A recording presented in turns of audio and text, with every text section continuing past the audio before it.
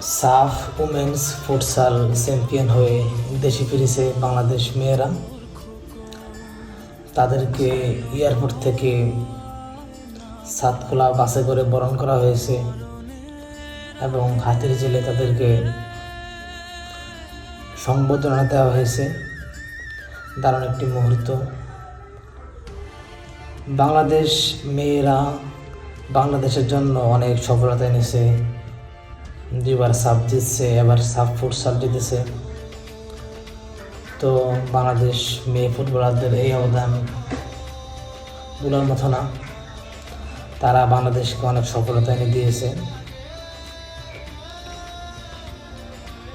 এই থাইল্যান্ডে সাফ ফুটসাল শুরু হবে, সাফ উমেন্স ফুটসাল। তো কেউ ভাবতে পারে নাই যে বাংলাদেশ চ্যাম্পিয়ন হবে।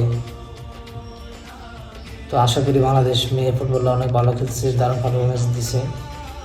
তারা চ্যাম্পিয়ন হয়ে দেশে আসছে, দেশের সম্মান রাখছে। অনেকেই শুরু থেকে সাফ ফুটসাল উমেন্স ফুটসাল খেয়াল করে নাই, খেলা দেখে নেই। তো বাংলাদেশ ভালো পারফরমেন্স দেওয়াতে সবাই খেলার উপভোগ করেছে এবং বাংলাদেশ কাউকে হতাশ করা নেই, তারা চ্যাম্পিয়ন হয়েই দেশে আসছে।